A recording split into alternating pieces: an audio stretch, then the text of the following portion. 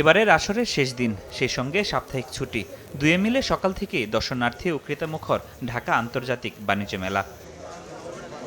বরাবরের মতোই গৃহস্থালী, অলংকার, প্রসাধনী, হোম টেক্সটাইল, ব্লেজারের স্টল পেভিলিয়নে ক্রেতার দর্শনার্থীদের সমাগম বেশি। প্রায় সবার হাতে রয়েছে মেলা থেকে কেনা নানান পণ্য।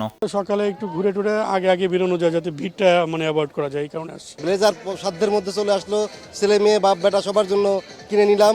অনেক কিছু কিনলাম, খেলনা টেলনার সাথে ব্লেজারও কিনলাম। শেষ দিনের বিক্রি বাড়াতে অনেক প্রতিষ্ঠানই দিচ্ছে বাড়তি ছাড়। ক্রেতা টানতেই আকর্ষণীয় অফারের কথা জানালেন বিক্রেতারা। আমাদের টোটালি ফিক্সড প্রাইস, আর লাস্টের দিন যেহেতু আমরা 10% ডিসকাউন্ট দিচ্ছি কাস্টমার সুবিধা। প্রথমে ফ্ল্যাট 10% ছিল সব প্রোডাক্টের উপরে, এখন নির্দিষ্ট কিছু আইটেমের উপরে আমরা 30% পর্যন্ত ডিসকাউন্ট দিচ্ছি। নিজেদের মতো সময় উপভোগের পাশাপাশি কেনাকাটা সারছেন মেলায় আগতরা। বিশেষ মূল্য ছাড়ে পণ্য কিনে সন্তুষ্ট তারা।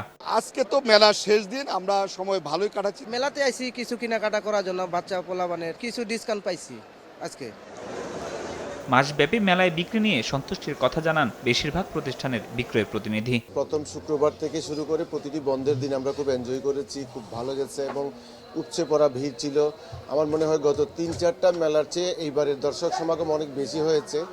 তো বেচা কিনা আমরা গত ২-৩টে মেলার চেয়ে ভালো এনজয় করেছি আনডাউটলি।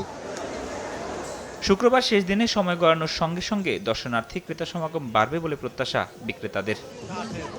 ফরহাদুর রহমান, সময় সংবাদ, ঢাকা।